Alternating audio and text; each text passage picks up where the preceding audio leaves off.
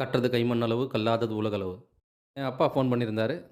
வீட்ல கரண்ட் இல்லப்பா, என்னன்னு வந்து கொஞ்சம் பார்ப்பான்னு சொன்னாரு. சரி, நான் வீட்டுக்கு போயிருந்தேன். சின்ன வயசுல ஓடி ஆடி விளையாடின இடம், நான் வளர்ந்த வீடு. அங்க போய் நான் செக் பண்ணதில பார்த்தீங்கன்னா, பிரேக்கர்லேருந்து அவுட்புட் லைன் வரல. பிரேக்கர்ல கீழ் சைடு இன்புட் லைன் இருக்கு, ஃபேஸ் இருக்கு. ஸ்விட்ச் ஆன் பண்ணோம், மேல் சைடு லைன் போனோம், போல. என்னன்னு செக் பண்ணதில பார்த்தீங்கன்னா, எறும்பெல்லாம் வந்து அந்த பிரேக்கர் உள்ள வந்து மண்ணெல்லாம் சேர்த்துட்ருக்கு. அதனால அவுட்புட் வந்து கான்டாக்ட் சரியா கிடைக்கல. புதுசா பிரேக்கர் வாங்கி மாத்திட்டேன். வீட்டு உள்ள போனோனே பழைய ஞாபகம். முதல்ல நான் எலக்ட்ரிக் வேலை கத்துக்கினப்போ, ஹெல்ப்பரா போய் கொஞ்சம் வேலை எலக்ட்ரிக் வேலை கத்துன உடனே, வேலை செய்ற இடத்துல நான் ஒயர் வலிக்கிறேன்னு சொல்லுவேன். அவங்கலாம் விடமாட்டாங்க. இந்த வடிவேல் சார சொல்லுவாங்கள்ல அந்த மாரி, அந்த விஷயத்துக்குலாம் நீ சரிப்பட்டு வரமாட்டேன்ற மாரி சொல்லிடுவாங்க. மில்லிங் மிஷின்ல ஹோல்ஸ் போட்டு கிளாம்ப் அடிக்கிறது மட்டும் விடுவாங்க. எனக்கும் கொஞ்சம் வேலை தெரிஞ்சதுக்கு அப்புறம், தனியா ஒயரிங் பண்ணணும்னு ஆசை. எங்க வீட்ல தான் வந்து நான் ஃபர்ஸ்ட்டு ஒயரிங் பண்ணேன். வேலை செய்ற இடத்துலலாம் தனியா வந்து ஒயரிங் பண்ண விடமாட்டாங்க. இந்த ஓப்பன் ஒயரிங் தான் எங்க வீட்ல நான் ஃபர்ஸ்ட்டு பண்ண ஒயரிங்கு.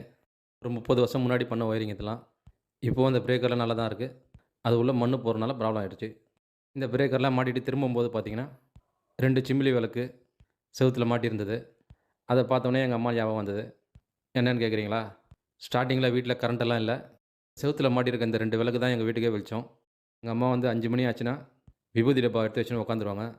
அந்த சிமிலியெல்லாம் தொடச்சி வச்சுட்டு, எண்ணெய்லாம் ஊத்தி திரியெல்லாம் சரி பண்ணி வச்சுருவாங்க. 6 மணி ஆனவுனே ஏத்திட்டு, 2 ரூம்லயும் 2 விளக்கு மாட்டி வச்சுருவாங்க. மறுநாள் காலைல ஆனவுனே, அந்த விளக்க கழட்டி அந்த இடத்துல மாட்டிடுவாங்க. எங்க அம்மா ஞாபகமா, அவங்க மாட்டி வச்ச இடத்துலயே அந்த 2 விளக்கும் இருக்கு. சின்ன வயசுல என்னோட புது துணியெல்லாம் இந்த ட்ரங்க் பெட்ல வச்சு மூடுவாங்க. அதுக்கப்புறம் அந்த பை, ஒயர்ல பின்ன பை வந்து எங்க அம்மா கையாலேயே பின்ன பை இது.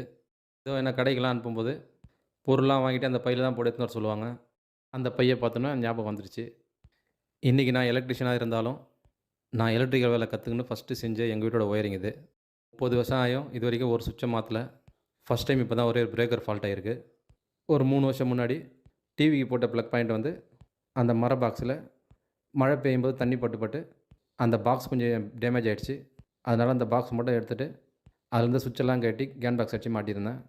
அதே மாரி எங்க அம்மா வந்து, "நல்லா படிடா, படிடான்னு" சொல்லுவாங்க. ஸ்கூலுக்கு லீவ் போட்டேன்னா, "படிச்சா நாளைக்கு நீ நல்லா இருப்படா. ஏன்டா ஸ்கூலுக்கு போறது இப்படி கஷ்டப்படுற?" அப்படின்லாம் திட்டுவாங்க. அவங்க சொன்ன வார்த்தைலாம் இப்ப தான் எனக்கு தெரியுது. இந்த யூடியூப் சேனல்ல வீடியோலாம் ரெடி பண்ணிட்டு போடும்போது பார்த்தீங்கன்னா, அதில வர வார்த்தைய டைப் பண்ணுறதுக்கு மத்தவங்ககிட்ட குடுத்து டைப் பண்ணி போட சொல்றேன். சின்ன வயசுல அப்பா, அம்மா சொல்றது படி படின்னும்போது அப்ப தெரியல. இப்போ யூடியூப்ல போடுற ஒரு வீடியோ ரெடி பண்ணிட்டு, தலைப்புக்கு மத்தவங்ககிட்ட போயிட்டு, இத டைப் பண்ணி குடுங்கன்னு சொல்லும்போது தான் தெரியுது.